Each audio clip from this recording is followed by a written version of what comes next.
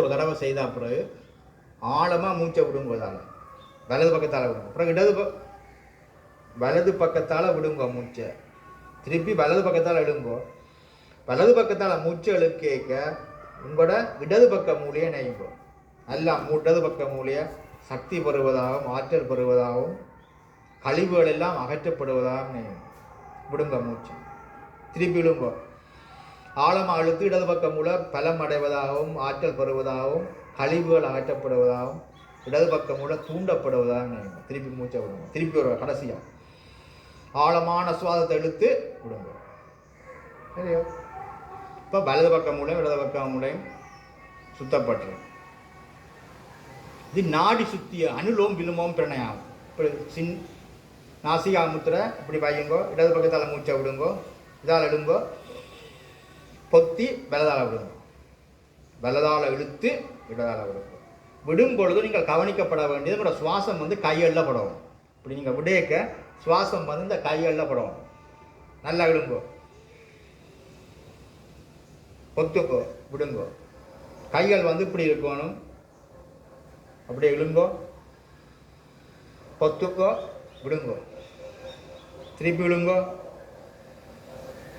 பொத்துக்கோ. விடுங்கோ. திருப்பி விடுங்கோ. பொத்துங்கோ. விடுங்கோ. இடுங்கோ. பொத்துங்கோ. விடுங்கோ.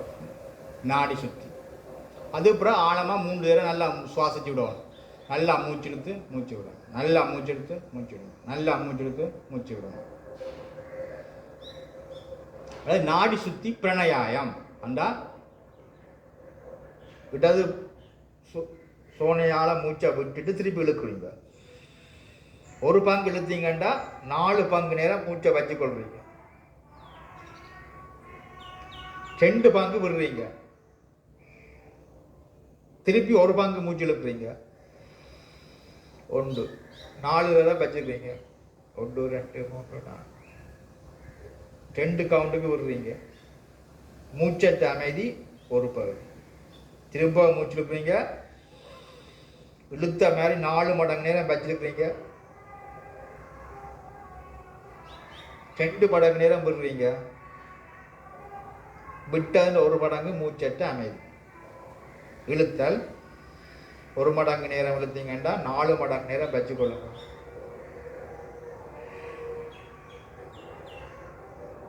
ரெண்டு மடங்கு நேரம் விடுங்க. 1 மடங்கு நேரம் அமைதியாகும். திருப்பி விடுங்க. பொத்துங்க. விடுங்க. மூச்சு நல்லா மூச்சுடுங்க. பொத்துங்க. இதுக்கப்புறம் 21 இடம் செய்யுங்க. அதுக்கப்புறம் ஆழமாக சுவாதிச்சு விடுங்க. 3 தடவை நல்லா மூச்சு எடுத்து மூச்சு விடுங்க. நன்றாக மூச்சு எடுத்து மூச்சு விடுங்க.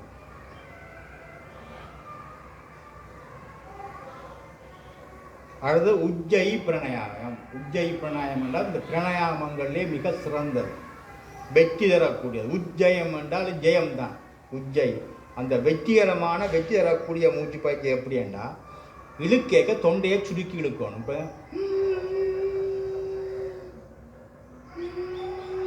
தொண்டையை சுருக்கி நல்லா மூச்சு இழுக்கணும். தொண்டையை சுருக்கி மூச்சு விடணும். இது முதலாவது பயிற்சி. அப்போ மூச்சு இழுங்க. இல்லாட்டி ஆரம்பத்தில்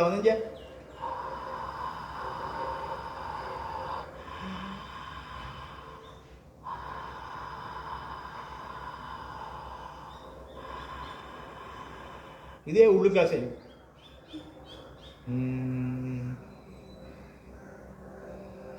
நல்லா மூச்சுடுங்க.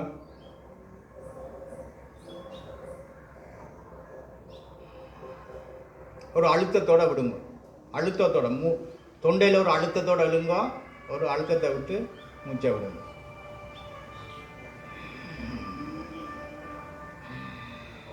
குரட்டை விடுற மாதிரி ஒரு சத்தத்தோட, அது உஜ்ஜை பிரணாயம். சேடம் இழுக்கிறார்களுக்கு வர சுவாச முறை. சரி பாருங்க.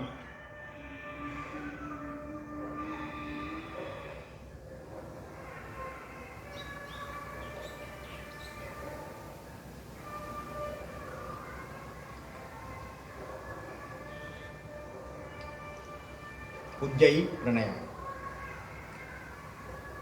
தொண்டையை சுருக்கி இழுக்கிற சுவாசம் வந்து என்ன செய்யணும்னா உச்சி மட்டும் போகும்.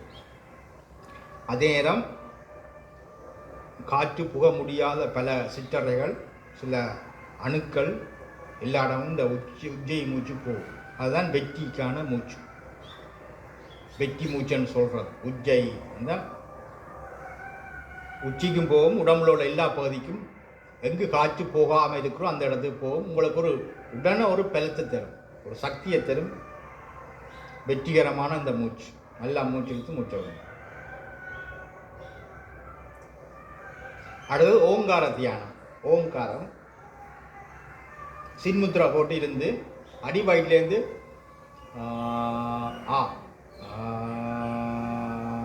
இன்னொரு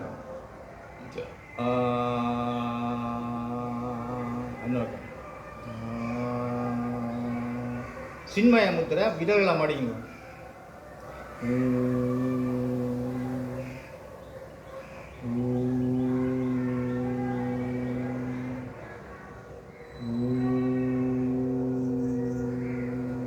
ஆதி முத்திரா ஓடுங்க.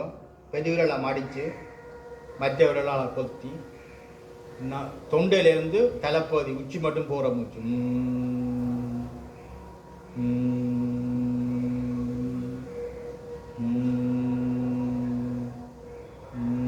இப்போ சின்முத்ரா ஓட்டு மூண்டையும் உண்டாச்சிலே போடுங்க. அடிவயதுலேருந்து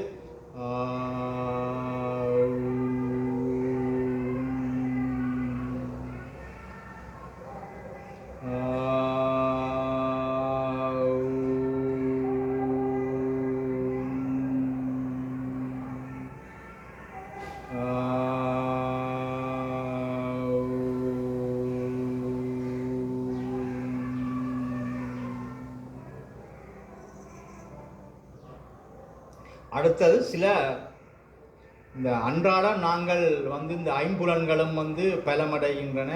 சக்தி குன்றிய நிலையில் இருக்கிறபடியாக அந்த புலன்களையும் இயக்குகின்ற ஒரு வர்ம புள்ளியை தூண்டுவதன் மூலம் அந்த ஐம்புலன்களை இயக்கலாம். அப்போ சுவாசத்தை நன்றாக இயங்கணுமெண்டா அந்த பகுதியில் வந்து இந்த பெரிய விரலால் சுத்தோணும். 1 2 3 4 5 6 7 8 9 10 11 மற்ற பாயிண்ட் 2 3 4 6 7 8 9 10 11.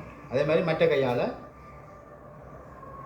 நாசிகா முத்திரா போட்டு இதை சுற்றும். 1 2 3 4 5 6 7 8 9 10 11 மற்ற பாயிண்ட். அடுத்தது கண்ணையும் மூக்கையும் இயக்குறதுக்கு வந்து 2 விரலையும் எடுத்து இப்படி வைக்கணும். வச்சு சுற்றும். 1 2 3 4 5 6 7 8 9 10 11 மற்ற பக்கம் 4 5 6 7 8 9 10 11. அடுத்தது கன்னங்கள் நல்லா 1 2 3 4 5 6 7 8 9 10 11 மற்ற பக்கம் 1 3 4 5 6 7 8 9. மூளைக்கு போகிற நரம்பு 1 2 3 4 5 6 7 8 9 10 11 1 2 3 6 7 8 9 10 11. முக்கியமான காதுகளை இயக்குறது நல்லா பிடிச்சி இழுக்கும். நல்லா இருக்கும், நல்லா இருக்கும். மேல் நோக்கி இழுக்கும், இந்த இழுக்கும், அப்படியே அமர்த்தி விடுவோம். அப்புறம் காதில் நல்லா அப்படி 1 2 3 4 5 6 8 9 10 11. அப்புறம் காதில் அப்படியே பொத்துங்க, பொத்தி சுற்றுங்க. 1 2 3 4 5 6 7 8 9 10 11. 1 2 3 4 5 6 7 8 9 10 11. அடுத்தது 512 நரம்புகள் இதுக்கால போகுது. அப்போ அந்த நரம்புகளை பிளப்படுத்துறது. கையை அப்படி பிடிச்சி இந்த சோனையில் கை பட்டு வரணும். 1 2 3 4 5 7 8 9 10 11. அதே மாதிரி இந்த பக்கத்தால் இப்படி பிடிச்சி இந்த சோனையில் கை முட்டணும். 3 4 5 6 7 8 9 10 11. அப்புறம் பிடரி போகுது. 1 2 3 4 5 6 7 8 9 10. அப்புறம் தைரோய்டு மேலேருந்து 1 2 4 5 6 7 8 9 10 11. ஆழமாக சுவாதிங்க. அப்புறம் ரிப்கேஜ் இந்த மேற்பகுதி 1 2 3 4 5 6 7 8 9 10 12 மேட்டப்பா 1 2 3 4 5 6 7 8 9 10. அப்புறம் ரிப்கேஜின் அடிப்பகுதி 1 2 3 4 5 6 7 8 9 10 11. அடுத்தது நாபியை சுற்றி சுற்றும். 1 2 3 4 5 6 7 8 9 10 12. மேட்டப்பக்கம் 1 2 3 5 6 7 8 9 10 11. ஆழமான சுவாசம். அடுத்தது பியூட்டரி கிளாண்டை சுற்றுங்க. 1 2 3 6 7 8 9 10 11. மேட்டப்பக்கம் 1 2 3 ஹைப்போதலமஸ் உச் 1 2 3 4 5 6 7 8 9 10 மெட்டபால் 3 4 5 6 7 8 9 10 11 பீனியல் கிளாண்ட் 1 2 3 4 5 7 8 9 10 1 2 3 4 7 8 9 10 12 முக்கியமான வர்ம புள்ளிகளை இயக்குற பயிற்சி வர்மோலஜி செய்தால் இந்த வர்மோலஜி நாங்கள் செய்த யோகாசனங்கள பலன்களை அதிகரிக்கிறதுக்கு பிரம்மரி பிராணாயாமம் தான் இந்த காது மடலை பொத்தோணும். இப்போ வெளியிலேருந்து வர சத்தங்களை தடுக்கிறதுக்கு காது மடலை பொத்தோணும். கண்களை மூடணும், கண் பார்வையால் படுற இதுகள் தகவல்களை மூடுவதற்கு. மனதை புருவ மத்தியில் இழைக்கணும். நாக்கை மடித்து மேல் நோக்கி போகணும். ஏனென்றால் இந்த நாக்குத்தான் உணவு பிரியம். வித்தியாசமான உணவுகள், சுவையான உணவுகளை சாப்பிட்ற அந்த பிரியத்தை குறைக்கிறதுக்கு நாக்கை மடிச்சிங்கண்டா அந்த உணவு பிரியம் குறைஞ்சிடும். அதே நேரம் மேல் நோக்கி அன்னத்தில் போட்டிங்கண்டா இந்த நாக்கு மிக ஒரு முக்கியமான ஒரு இந்திர ஜோனி என்று சொல்லப்படுற ஒரு இது. இந்த நாக்கு எங்கே தொடுவதோ அந்த இடத்துல ஆக்டிவ் ஆகும். இப்போ நாக்கால் நீங்கள் நாக்கை கொண்டு ஒரு மனதால் தொட்டிங்கன்னா அந்த இடத்துக்கு சக்தி. இப்போ நாக்கை கொண்டு இந்த காலில் தொடுற மாதிரி வச்சிங்கண்டா இந்த காலில் பிராண ஆற்றல் அதிகரிக்கும். இந்த நாக்கால் தொடுற மாதிரி தண்டுங்கோ தண்டும். அதே மாதிரி இந்த நாக்கால் எங்கே பல்லுக்கு பக்கத்தில் வைக்க ஒரு உணர்வு வரும், நடுவில் வைக்க ஒரு உணர்வு வரும். கேசரி முத்திரை என்று சொல்கிற உள்நாக்குள்ள தட்டேக்க ஒரு சுழற்சி ஏற்படும். பிராண ஆற்றல் அதிகரிக்கும். மூளைக்கு பிராண ஆற்றல் அதிகமாக செய்யும். பீனியல் கிளாண்டுக்கு பிராண ஆற்றல் அதிகரிக்க செய்கிறது பயிற்சிகளில் இந்த கேசரி முத்திரை மிக முக்கியம். அப்போ நாக்கை மடித்து மேலினத்தில் ஒட்டுதல். அப்போ காதுகளை பொத்துறோம், கண்ணை மூடுறோம், நாக்கை அதன்றோம், மனதை புருவமத்தில் வைக்கிறோம். தொடு உணர்வை அப்படியே அந்த உணர்வுலேருந்து பிரத்தியாரம் செய்கிறோம். சரியோ? அது பிறகு இந்த ரீங்காரம் செய்கிறோம். சரியா? என்ன செய்கிறோம்? இந்த காது மடலை தான் பொத்த போகிறோம். நல்லா பொத்துங்க, நல்லா மூச்சுடுங்க. ப்ரீதிங் நல்லா மூச்சுடுங்க. இந்த சின்ன விரலை இப்படி வையுங்க, கண்களை பொத்துங்க, நல்லா மூச்சுடுத்து நல்லா மூச்சுடுங்க.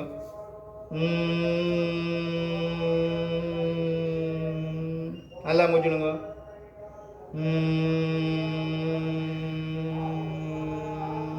நல்லா மூச்சுடுங்க.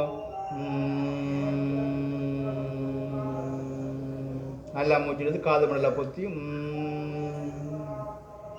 இது ஒரு 21 தடவை செய்தா பிறகு மனதால் சத்தத்தை கேளுங்க. இப்போ வாயால் உச்சரிக்காமல் மனதால் நன்றாக காது மடலை பொத்தி கண்களை புருவ மையம் நோக்கி உயர்த்தி அப்படியே வலது காதில் என்ன ஓசை கேட்குறத கேளுங்க. வலது காதில் என்ன மாற்றம், வலது காதில் என்ன ஓசை கேட்குறத உன்னிப்பாக கவனிங்க.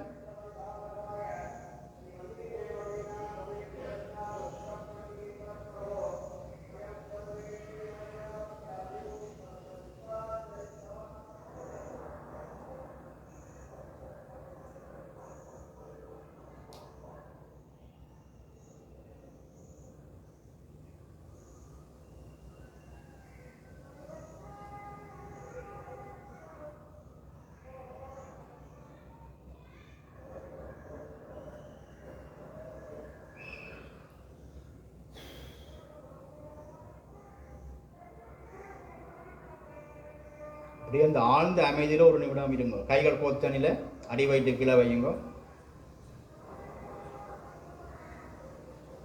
மூச்சை கவனிங்க.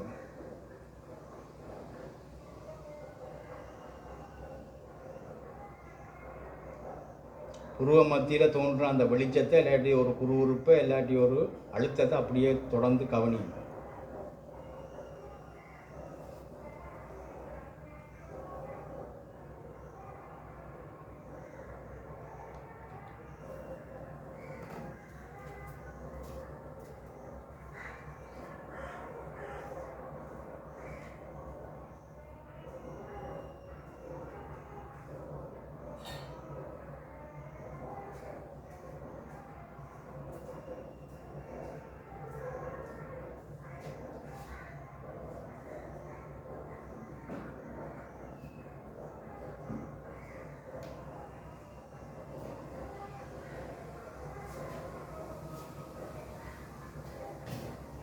கரங்களை தேய்த்து கண்கள் ஒட்டி கண்கள் மூலமாக இருந்து கொள்ளுங்க. திரும்பவும் கண்களூடாக உடம்பு முழுவதும் சக்தி பரவுவதானேங்க. முகத்தசைகள் முழுவதும் நல்லா மூச்சை இழுத்து மூச்சை விட்டு கையில் பாருங்க.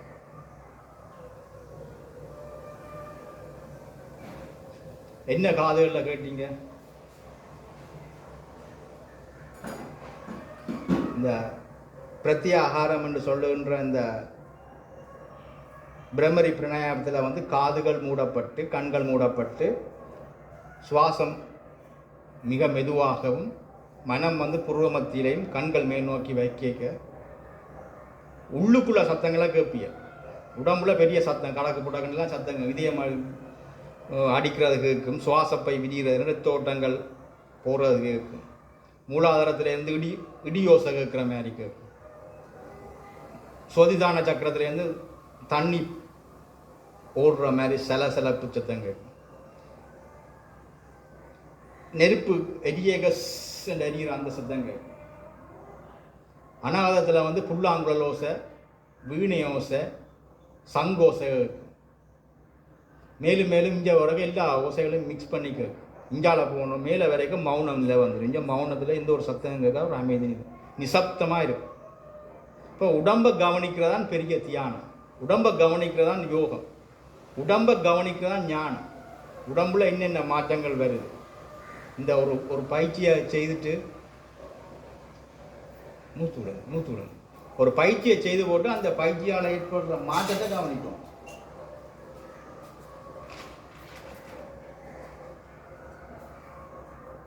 அந்த பயிற்சியால் ஏற்பட்ட மாற்றத்தை நீங்கள் கவனிக்கும் இல்லையா? மாற்றங்களை கவனிக்கும்.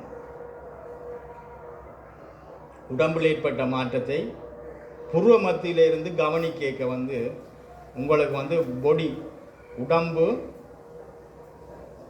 மைண்ட் பாடி கனெக்ஷன் ஏற்படும். உடம்புக்கும் மனதுக்கும் ஒரு ஒருங்கிணைப்பு ஏற்படும்.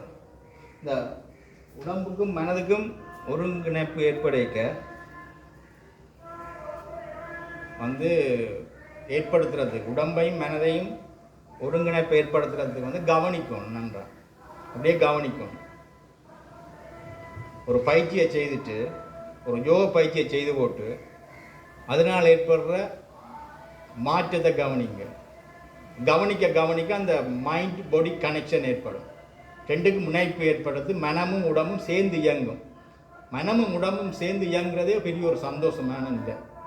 நீங்கள் மனம் என்னதை விரும்புகிறதோ உடம்பு செய்யும், உடம்புக்கு தேவையான மனம் செய்யும். அடுத்தது அடுத்த பக்கத்தில் போய்க்க மனதையும் தாண்டி போகிற சுலபமாக இருக்கும். அப்போ அந்த ஒவ்வொரு பயிற்சியும் செய்து போட்டு ரிலாக்ஸாக இருக்கும், அதனால செய்யும். சரியா? அடுத்தது ஒரு சிறிய தியான பயிற்சிக்கு போகும். தியான பயிற்சி செய்கிறன்னு சொன்னால் உடம்பு தளர்வடையும். உடம்பு தளர்வடைஞ்சால் தான் மனம் அமைதியடையும். மனம் அமைதி அடைஞ்சால் தான் மனம் உயிர் ஆற்றல் வரும். அப்போ எப்படி இந்த தியானத்தை செய்யணும்னு சொன்னால் முதல் அந்த பயிற்சிகள் தவ பயிற்சிகள் குனிகிறது, இஞ்சால பக்கம் போகிறது, இஞ்சால பக்கம் போகிறது, திருகிறது, அதெல்லாம் செய்யும். ரெண்டாவது சில யோக பயிற்சிகளை செய்து முள்ளந்தண்டை நல்லா பலப்படுத்தணும், கால்களை பலப்படுத்தணும், தொடப்பகுதிகளை பலப்படுத்தணும், கழுத்து பகுதிகளை கைகளை தொடரணும். அடுத்தது வந்து உடம்பை இறுக்கி தளர்த்துற பயிற்சி செய்யணும். ஒன்று பிரம்மரி பிராணாயாமம் செய்தால், ரெண்டாவதாக உடம்பை இறுக்கி தளர்த்துறது. இப்போ என்ன செய்யணும்? நல்லா ஆதிமுத்திரை ஓட்டு இப்படி வச்சு நல்லா மூச்சு இழுக்கும். மூச்சு இழுத்து இருக்கணும். எப்படி இருக்கிறது? கால் பெருவிரல்களில் இருந்து கணுக்கால் பகுதி, அப்படியே கால் முழங்கால் மூட்டு, தொடை, இடது கால் பெருவிரல், கணுக்கால் பகுதி, பாதங்கள் நடப்பகுதி, கால் மூட்டு, தொடை, இடுப்பு, வயிற்று பகுதி, நெஞ்சு பகுதி, முள்ளந்தண்டு முழுவதும், தோல் மூட்டு, கைகள், கழுத்து பகுதி, முகப்பகுதி, கண்கள், காதுகள், அப்படியே இணைச்சி இருக்கணும். மூச்சு இறுக்கி தளர்த்தணும். மூச்சு இழுத்து இறுக்கி தளர்த்தணும். அப்புறம் மூச்சு இழுத்து முழு உடம்பையும் இருக்குங்க. இச்சா சக்தியுடன் இருக்குதல், தளர்த்தி பரவ விடுதல். திருப்பி இருக்கா நல்லா மூச்சு எடுத்துருங்க, ஹாண்டு விடுங்க, தளர்த்துங்க. நல்லா மூச்சு எடுத்துருங்க, தளர்த்துங்க. நல்லா மூச்சு எடுத்துருங்க, தளர்த்துங்க. நல்லா மூச்சு எடுத்துருக்குங்க, மூச்சை விட்டு தளர்த்துதல். சரியோ? நல்லா மூச்செடுத்து இருக்குதல், மூச்சை விட்டு தளர்த்துதல்.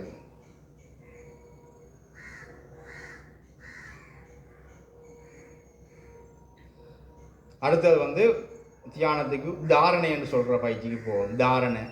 தாரணை என்றால் என்ன? உடம்பை கவனித்தல். எப்படி உடம்பை கவனிக்க போகிறீங்க? கீழே இருந்து மேல்முகமாக கவனித்தல். இப்போ நான் தாரணை சொல்கிறேன், நீங்கள் உடம்பை கவனிங்க.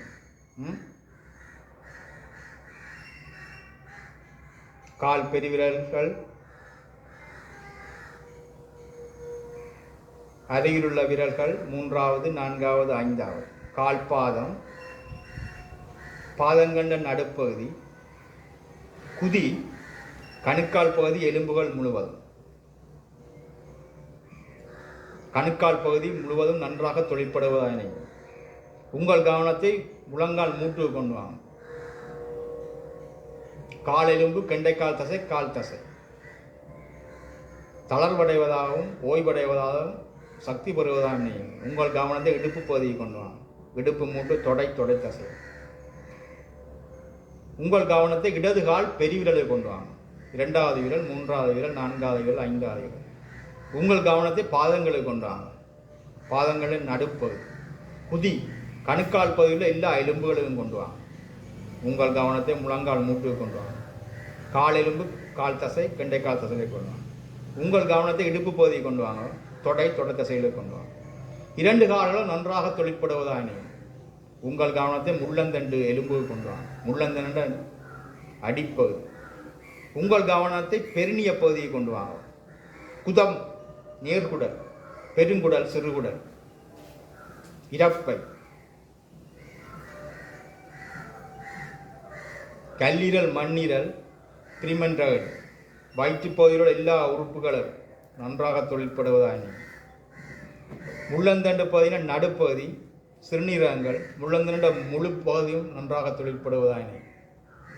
உங்கள் கவனத்தை மார்பு பகுதியை கொண்டு வாங்க. சுவாசப்பைகள், இதயம் நன்றாக தொழிற்படுவதாக. உங்கள் கவனத்தை மூட்டுக்கு கொண்டு வாங்க. கை மூட்டுக்கு, முழங்கை மூட்டு, மணிக்கட்டு, கைவிரல்கள், 2 கைகளும் நன்றாக சிறப்பாக தொழிற்படுவதாக. உங்கள் கவனத்தை தொண்டை பகுதியை கொண்டு வாங்க. தொண்டையில் உள்ள 7 எலும்புகளையும் கொண்டு வாங்க. தைரோய்டு சுரப்பி நன்றாக தொழிற்படுவதாக. உங்கள் கவனத்தை தலைப்பகுதியை கொண்டு வாங்க. பிடரி பகுதி, வலது பக்க மூளை, இடது பக்க மூளை, முன்பக்க மூளை, நடுமூளை, நெற்றிப்பகுதி, கண்கள், காதுகள், மூக்கு, உதடு, வாய்க்குழி, முகம் முழுவதும் நன்றாக தொழிற்படுவதாக. மூளை நன்றாக தொழிற்படுவதாக, குளிர்ச்சி அடைவதாக. உடம்புள்ள எல்லா உறுப்புகளும் நன்றாக தொழிற்படுவதாக. உங்கள் கவனத்தை உள்ளங்கால்களிலிருந்து உச்சந்தலை வரையுள்ள எல்லா உறுப்புகளும் நன்றாக சிறப்பாக தொழிற்படுவதாக. நன்றாக மூச்சை இழுத்து சக்தி ஊட்டுங்கள். மூச்சை விட்டு அழுக்குகளை நீக்குங்கள். நன்றாக மூச்சு இழுத்து உடம்பு முழுவதும் சக்தி பெறுவதாகும். மூச்சை விடும் பொழுது அழுக்குகள் நீங்கி சுத்தப்படுவதான. நன்றாக மூச்செடுத்து சக்தி, மூச்சை விட்டு சுத்தப்படுவதான. தாரணை என்றது இந்த பயிற்சி. இப்போ நாங்கள் அட்டாங்க யோகத்தில் நியம இயமம் என்ற ஒழுக்க விதிகளை பார்த்தோம். அதுக்கு பிறகு பிரணயாமம் பார்த்தோம். தாரணை என்ற இப்போ இந்த பயிற்சி தியானம் பார்த்து நாங்கள் அந்த தியானத்தின் தொடர் நிலை சமாதி நிலை, கலந்த நிலை. சிந்தனை ஆற்றலை உங்களை வசப்படுத்தி, சிந்தனை உங்கள் வசப்படும் பொழுது நீங்கள் சிந்தனையையும் தாண்டிய ஒரு மௌன நிலையில் அந்த வெற்றிடத்துக்குள்ள போவீங்க. அதைத்தான் சொல்கிறது இந்த பிரபஞ்சத்தில் உள்ள டார்க் எனர்ஜி, டார்க் மேட்டர், அந்த இருள் தான் ஆதியாக இருந்தது. அந்த இருள் தான் கன்சியஸ்னஸ். ஒரு அணுவுக்குள்ளே இருக்கிறது, அணுவுண்ட நியூக்ளியஸுக்குள்ளே இருக்கிற அந்த இருளுக்குள்ளே உள்ள ஒரு துகள் தான் இறை. அந்த துகள் ஒரு நினைவு வந்துட்டுது, துணிவு வந்துட்டுது, அது அசையத்து வந்துட்டுது. அது அசையக்க பெரும் ஆற்றல் வெளியிடப்பட்டது. அந்த ஆற்றல் தான் உருவானது நினைவு, ஆதி நினைவு. அந்த அசை வந்தோடனே நாதம் வந்துட்டுது, அந்த அசை வரைக்கும் ஒளி வந்துட்டுது. அப்போ ஆதியாக இருந்தது இருளாக இருந்தது, துணிவாக இருந்தது, நினைவு வந்து அசை இயக்க நாதம், நாதத்திலிருந்து வெளிச்சம், வெளிச்சத்திலிருந்து பஞ்சபூதங்கள், பஞ்சபூதங்கள்லேருந்து உயிரினங்கள், அதுக்கு பிறகு இந்த தொடு அறிவு, சுவை அறிவு, வாசனை அறிவு என்ற இதுகள் வந்தது. அப்படியே ஊர்வன பரப்பன நடப்பன வந்தது. அதிலிருந்து எல்லா உயிரினங்களும் தோன்றும். இப்போ எல்லாத்துக்கும் ஆதியாக இருப்பது அந்த இருள். அந்த இருளை தியானம் செய்யுமோ அந்த இருளான் உங்களோட துன்பங்கள் எல்லாத்தையும் போக்கும்.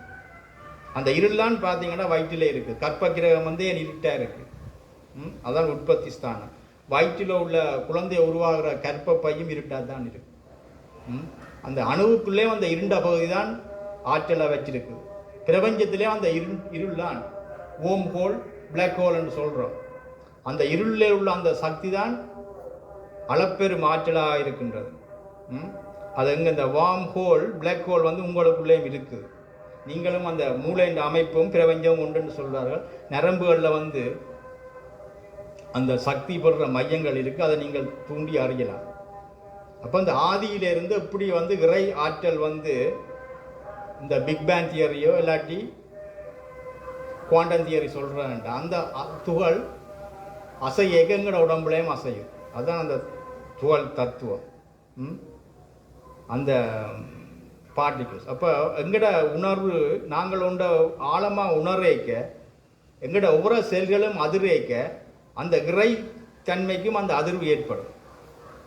அதே மாதிரி அந்த இறைவனில் ஏற்படுற அந்த அதிர்வு, பிரபஞ்சத்தில் ஏற்படுற அதிர்வும் எங்கட அதிர்வும் உண்டாகும் பொழுது நாங்களுக்கும் பிரபஞ்சத்தையும் வித்தியாசம் தராது. நானும் பிரபஞ்சமும் உண்டு. அந்த அனுபவம், உச்ச கட்ட அனுபவம் வந்து எங்களுக்கு வாய்க்கும். அதுதான் தத்துவமசி என்று சொல்கிறோம். அகம் பிரம்மா, அயன் ஆத்மா பிரம்மம் என்ற அந்த 4 வேத வாக்குகளும் வந்து இதைத்தான் சொல்கிறோம். சரியா? அதுதான் எங்களோட பரஞ்சோதி மகானம் சொல்கிறார். நானே நீ, நீயே நான், நானும் நீயும் நானே நான். அந்த பெரிய நானாக போகிறோம். அப்போ எங்கள்ட சிற்றறிவு பேரறிவாக போகணும். ஜீவாத்மா பரமாத்மா போகிறோம். அந்த ஐக்கியம்தான் யோகத்தின் இறுதி முடிவாக இருக்குது. எங்களோட இந்து சமயத்திலையும் அந்த ஐக்கியம்தான் இறுதி முடிவாக இருக்கின்றது. அதாவது நாங்கள் வந்து பேராற்றலோட கலந்துருவோம். இந்த சிற்றறிவு பேரறிவாக வந்துடும். அதுதான் முக்தி நிலை. அந்த முக்தி நிலையை தாண்டிய நிலை தான் வள்ளலார் சொன்னால் சித்தி நிலை. அந்த சித்தி நிலையை அடையும் பொழுது ஐந்தொழில் ஆற்றுற தன்மை எங்களுக்கு கிடைக்கும். இப்போ வள்ளலார் பெருமான் கூறிய அந்த 3 முறைகளை பார்த்தீங்கன்னா, கரிசலாங்கண்ணியை நல்லா சாப்பிடும்போது கல்லீரல் சுத்தமாகும், உடம்புக்கு கரிசாலை, ஜீவகாரண்யம், பிற உயிர்களில் காட்டுற கருணை தான் அந்த விடுதலையை உங்களுக்கு தரும். அந்த முறையில் வந்து ஞான மூலிகைகளாகிய தூதுவளை, முசுமுசுட்டை, வல்லாரை, பிரம்மி போன்ற கீரை வகைகளை நாங்கள் வந்து ஒவ்வொரு நாளும் ஒவ்வொரு கீரையாக சாப்பிட உடம்பு சுத்தப்படும். கரிசலாங்கண்ணியை நன்றாக உணவில் சேர்த்துக்கொள்ளும். இந்த கரிசலாங்கண்ணி வந்து கபத்தை இல்லாமல் பண்ணும். கல்லீரலை நன்றாக சுத்தப்படும். கரிசலாங்கண்ணியில் வந்து கல்சியம் நன்றாக இருக்கின்றது. இந்த கல்சியம் வந்து உடம்புக்கு வந்து பெரும் ஆற்றலை எங்களுக்கு தரும். சுருங்கி விரிகிற தன்மையை அதிகரிக்கும். தைராய்டு சுரப்பி நன்றாக இயங்கும். உடம்புல உள்ள சகல இதுகளும் தரும். அடுத்தது வந்து மனதுக்கு மகா மந்திரம் சொல்கிறார். மகா மந்திரம் என்றால் அருட்பெருஞ்சோதி, அருட்பெருஞ்சோதி, தனிப்பெருங்கருணை, அருட்பெருஞ்சோதின்னு சொல்கிறார். முதலாவது ஜோதி வந்து இதயத்தில் தோன்ற ஜோதி, கல்ப தரிசனம் என்று முஸ்லீமாக்கள் சொல்வார்கள். இதயத்தில் வர ஜோதி, ஒவ்வொரு இரத்த துளிகளும் ஒவ்வொரு ஜோதின்னு சொல்லப்படுறாங்க. அப்போ இதயத்தில் வாடுற முதலாவது ஒளி எல்லா இரத்த துளிகளும் ஜோதி தான். 2வது ஜோதி புருவ மத்தியில் ஏற்படும்